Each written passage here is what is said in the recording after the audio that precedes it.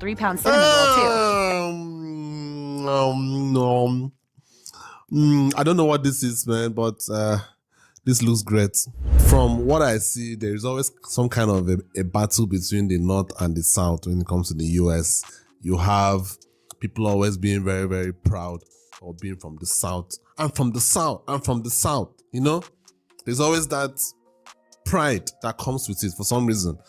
You have things like people saying that in the South, people are a bit more traditional, you know, while in the North, they're a bit, I don't know, liberal. I don't know the word to use, but for example, there was a video that I saw that something was happening to a lady, and I think men did not, you know, intervene. They just stood there and watched. Someone wrote in the comments that there is no how this happens in the South, and I had lots of likes, you know. So I was like, okay. So it seems like people in the North have a more, will I say, modern way of thinking, while people in the South, while still modern, still have some traditional values to them. So that would really be interesting when it comes to their food, since they have that kind of mentality. So how would their food be?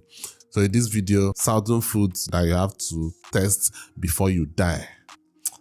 I doubt I'll be able to test these foods before I die, because that would require me being able to afford visiting the United States, which I know it sounds negative, but I really don't know when that will ever happen. But we can always hope for the best. We can always hope for things to happen, but whatever.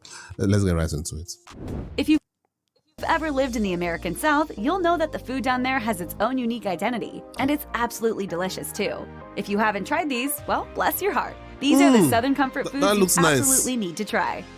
This one doesn't look that nice. One of the most popular dishes to have come out of New Orleans are beignets. These airy treats are made with usually square pieces of beignets. That sounds like a French cuisine. Dough that are fried in hot oil until they puff up. They're then generously dusted with... Guys, what is inside that thing? There has to be something inside.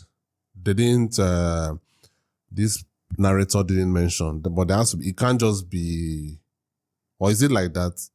There has to be something inside, right? Powdered sugar and eaten straight away, preferably accompanied by a mug of cafe au lait. Arguably the best place to enjoy a beignet is in New Orleans, preferably at the Café du Monde. What did I say? It sounded like a French cuisine, and New Orleans is like a French city. So French based city, like Frenchy is a Frenchy city. In the city's French Quarter. But if getting around is proving a little difficult right now, then you're in luck, because they're not difficult to make at home either. Just make sure to turn them often in the oil and be careful not to overcook them. Biscuits and gravy is a hearty breakfast dish. Biscuits and gravy. Okay, these are the biscuits. What is it made of? Gravy. That you'll find in restaurants and homes across the South. The soft, flaky biscuits are smothered. What does that look like? Is there some milk inside that mixture? Tell me that in the comments. There has to be some milk inside this. I'm just wondering what would give it the white. What would give this the white color that it has? And white gravy, which is made from pork sausage drippings, milk, and flour. The gravy is seasoned with black pepper and typically includes pieces of the breakfast sausage too, making it even more flavorful. The good news is that sausage gravy is easy to make at home, and there are plenty of different recipes available online. Failing that, you could pick up some of... See. Yeah. Make gravy blend with... Yes!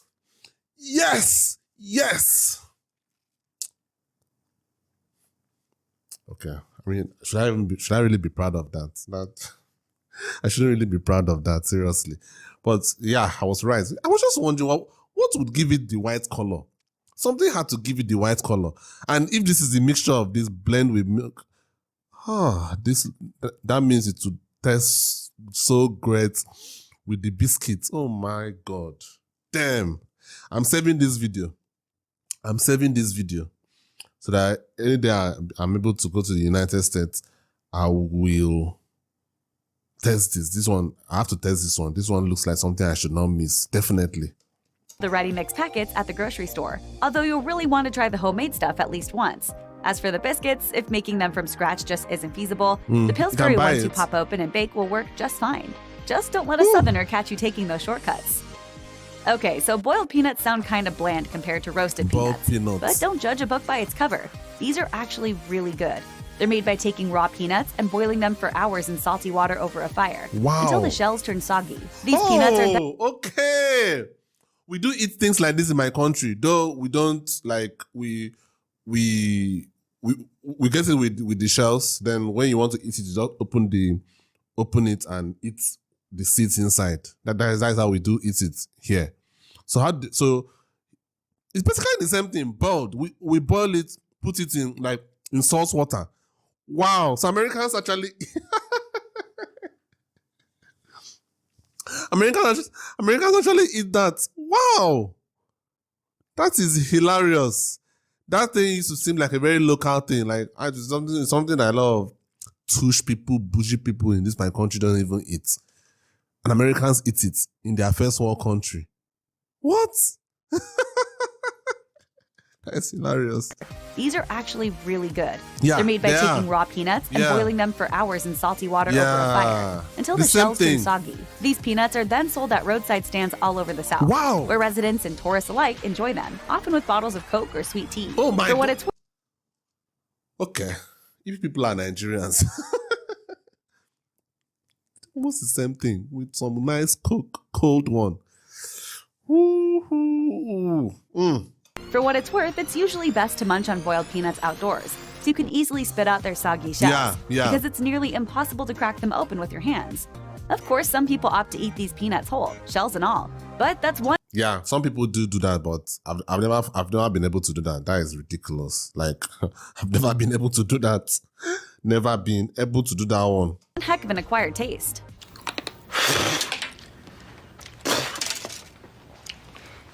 Okay.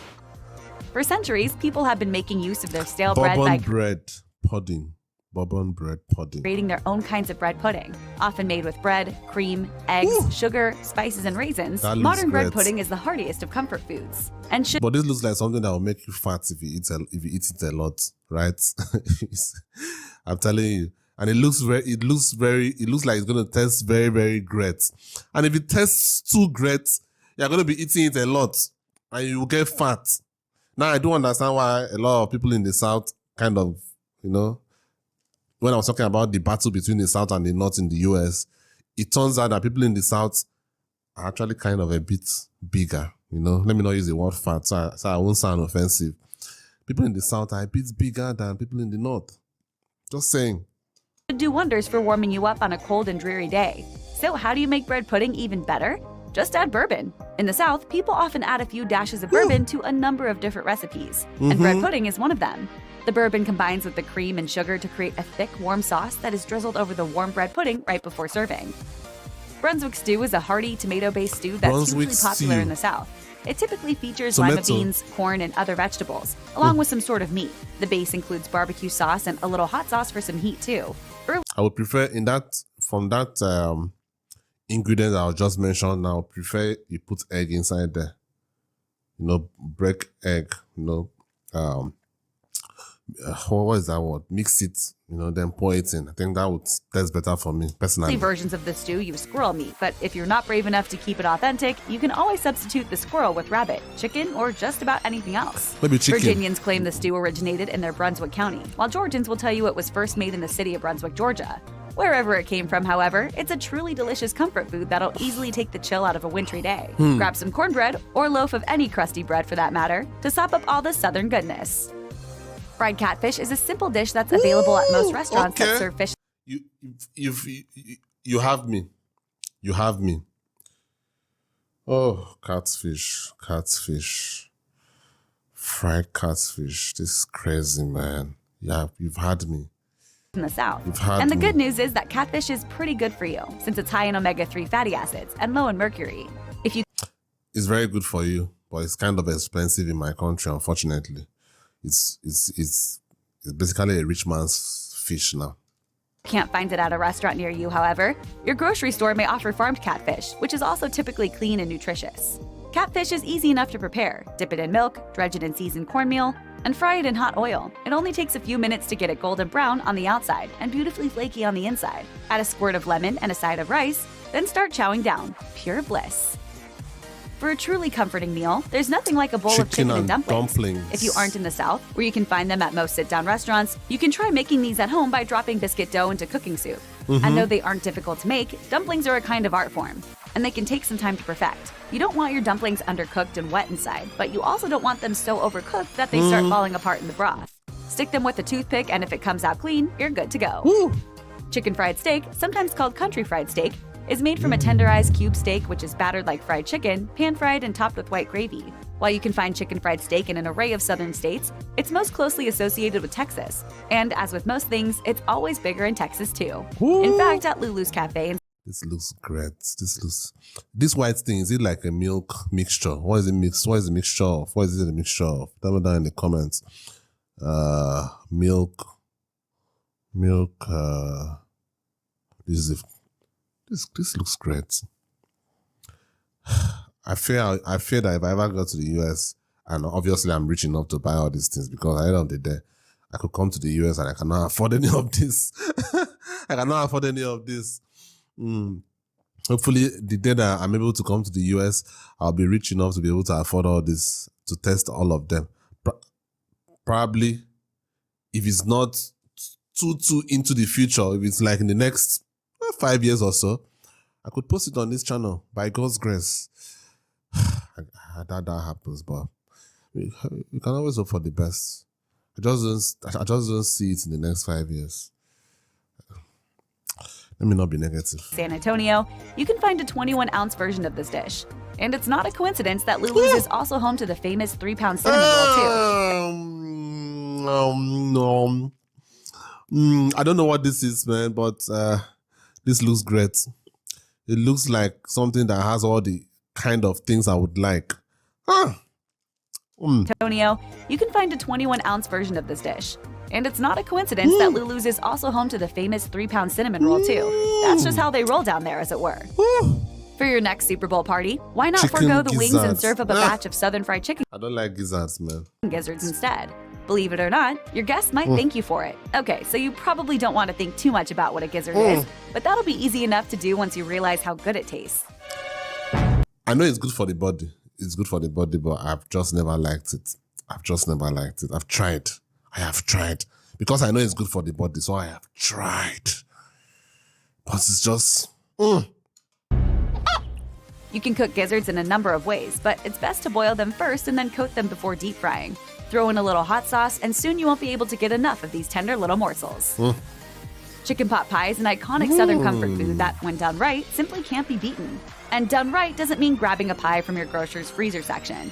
A flaky golden brown homemade crust is essential for this Southern specialty. Inside, the chicken needs to be moist and plentiful. The vegetables must be neither too firm nor too mushy, and the gravy creamy but not goopy. Is it a challenge to find a good chicken pot pie? Yes, but it really is worth it. Oh and if you my don't trust God. restaurants to get it right, you could looks always great. experiment with different recipes at home. It might take some time to perfect, but once you land on just the That right looks like it's almost like a pizza, kind of. method, you'll never want to cook anything else. Ambrosia didn't actually originate in Oh the my South, God. but you'll still find All this creamy, milky things, it kills me every time I see it, man. Jesus Christ.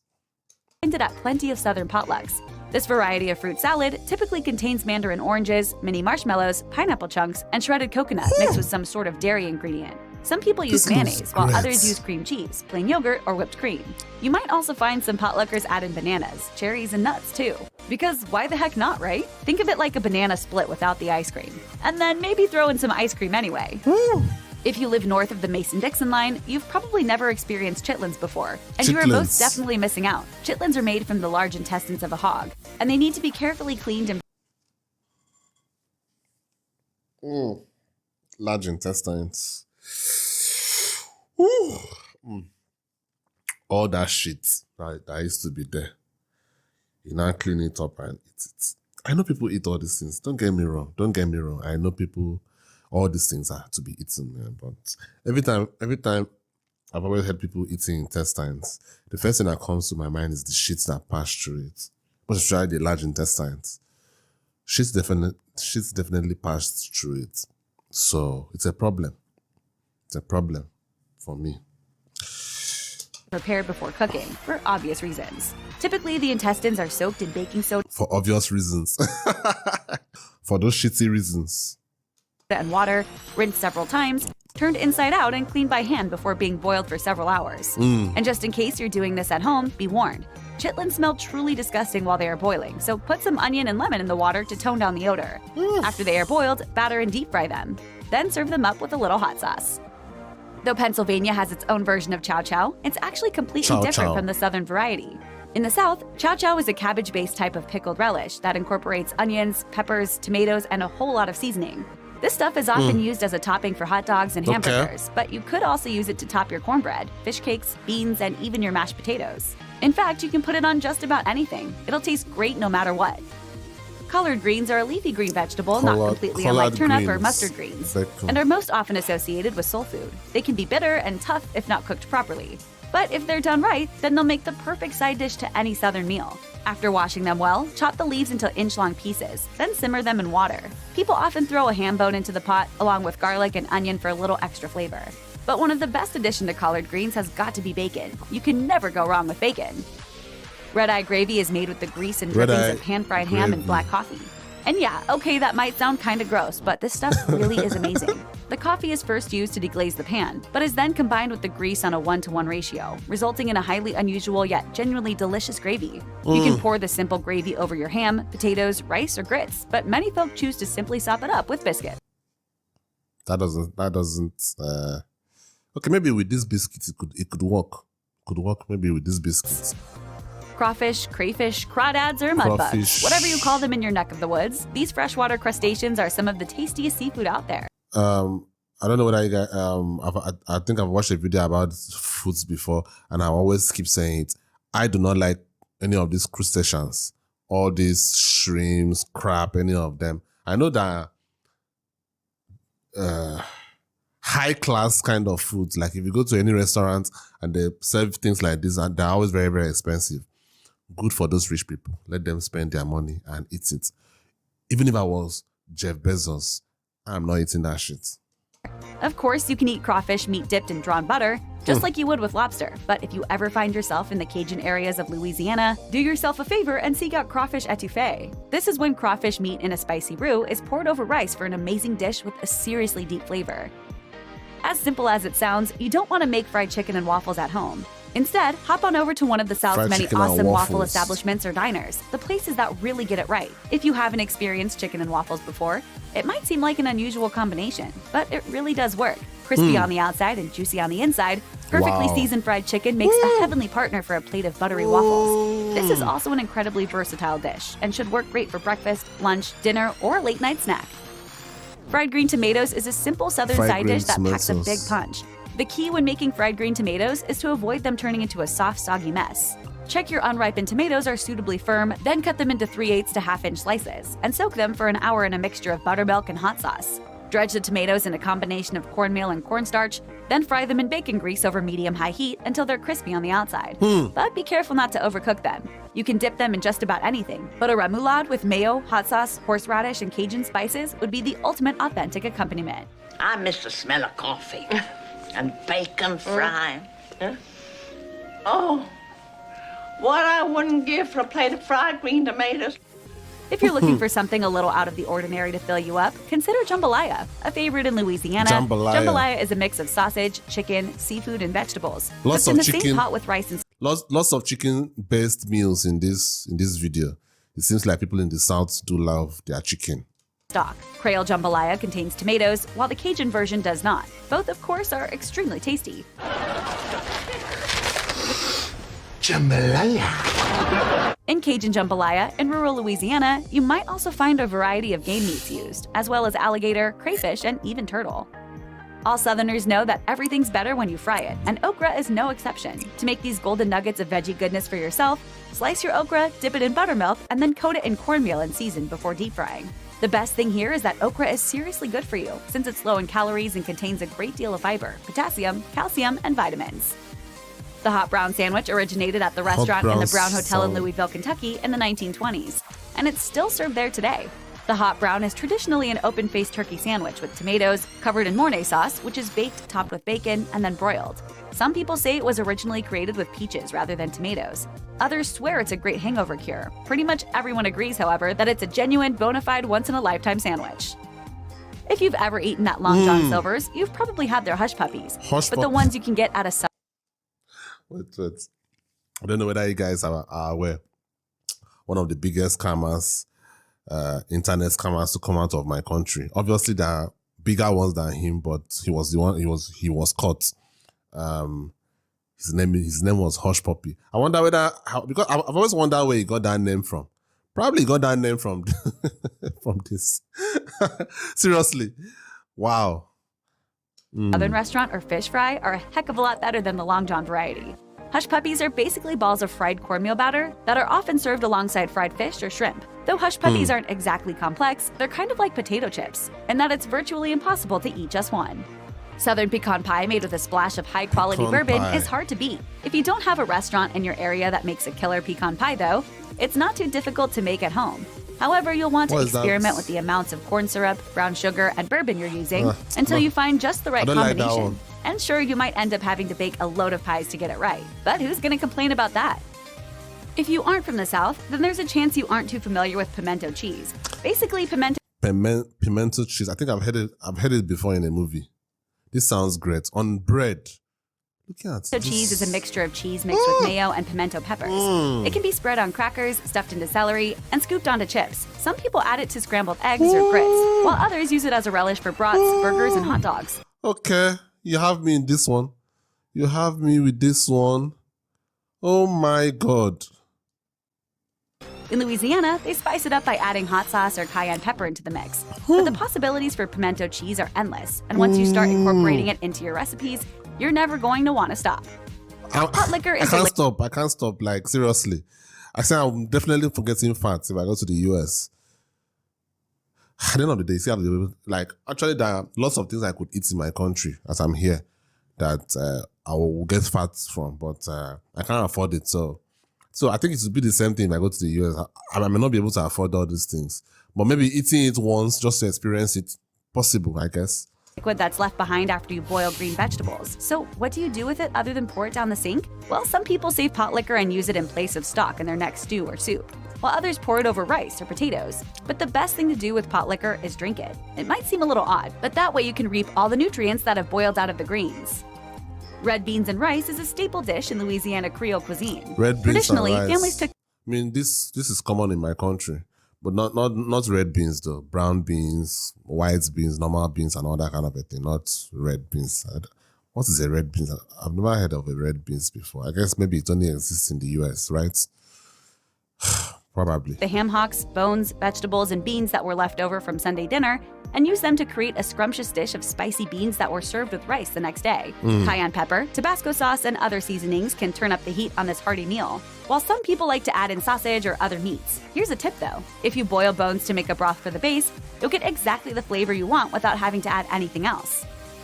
Gumbo is sometimes confused with jambalaya, but it's not the same thing at all. The key difference is that with jambalaya, the rice is cooked with the rest of the ingredients. With gumbo, however, the rice is cooked separately. Gumbo is a stew created with a strong, robust stock, sausage, shrimp, other shellfish, and the holy trinity of vegetables: bell peppers, celery, and onions. Shrimp. The most important aspect of home cooking a great gumbo is perfecting the roux that's used as its base. Or you could just head down to New Orleans and get someone to make it for you. Your call. Where's my mac and cheese? Mac and cheese. Everyone knows that real. This one is very popular. It's very, very popular. I've heard this one from when I was a young boy. So I hope it's great. I hope it looks great. I've never seen it before, but mac and cheese. Let's see. Macaroni and cheese doesn't come out of a box, nor does it come with a packet of powdered cheese. Real good old-fashioned Southern mac and cheese is a completely separate dish altogether. It's often created with the combination of cheeses, and you can use anything from smoked cheddar and Monterey Jack to Gruyere and Velveeta. Southern recipes usually feature heavy whipping cream, evaporated milk, or both. Cream. And the dish is baked in the oven until the sauce is creamy and the top is crispy. No matter how much you love macaroni and cheese, you've never really tried it until you've had it in the South. You might have seen sweet potatoes. That looks great. That looks great. That looks great. Oh, God.